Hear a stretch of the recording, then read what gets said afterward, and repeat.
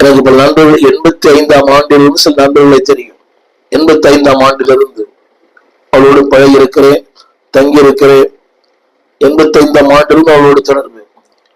நினைத்தேன் அவர் என்னை ஏர்போர்ட்ல ரிசீவ் பண்ணுவாரு என்று நினைத்தேன். நான் வேறு பல கூட்டங்களுக்கு போகிறேன்.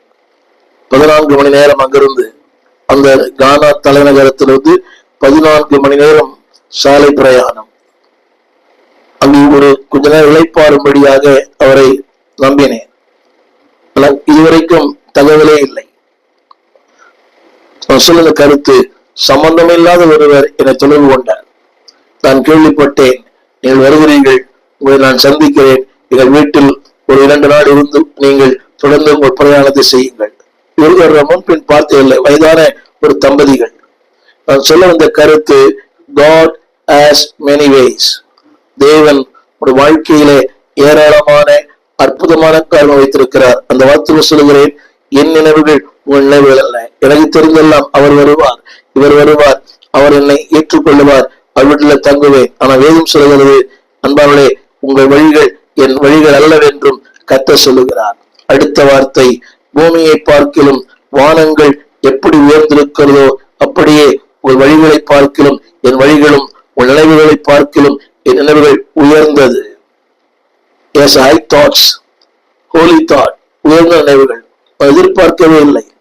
ஒரு வயதான தம்பதியர்கள் அவர்கள் இந்த கானாவிலே அக்கரா என்று சொல்லுகிற இடத்துல அவர்கள் தொலைபேசியிலே தொடர்பு கொண்டு, நாங்கள் அங்கே வருகிறோம், உங்களை நான் ரிசீவ் பண்ணுவோம், நீங்கள் தங்கி இருக்கலாம், யோசித்து பாருங்கள்.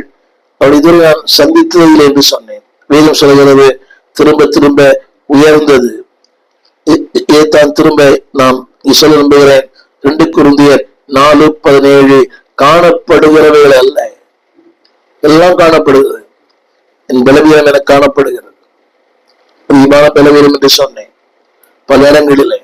நம்ம கர்த்தரை நம்பி, அடுத்த வார்த்தை, காணப்படுகிறது அல்ல, காணக்கூடாதவர்களை நோக்கி இருக்கிற நமக்கு. அந்த வார்த்தை படிக்கிறேன், அதி சீக்கிரத்தில் நீங்கும் லேசான நம்முடைய உபத்திரவம். ஏற்றுக்கொள்ள முடியுமா? உபத்திரவம் லேசானதா? இல்லையே. கடினமானது, பாரமானது, சுமக்க முடியாதது, ஏற்றுக்கொள்ள முடியாதது, அது நிந்தைக்குரியது, ஏமாற்றத்திற்குரியது, மனச்சோர்வு உண்டு பண்ணுகிறது உபத்திரவம். ஆனா ஆவியார் சொல்லுகிறார், லேசானது. அடுத்த ஒரு வார்த்தை, அதி சீக்கிரத்தில் நீங்கும். அடுத்த ஒரு வார்த்தை இருக்கிறது.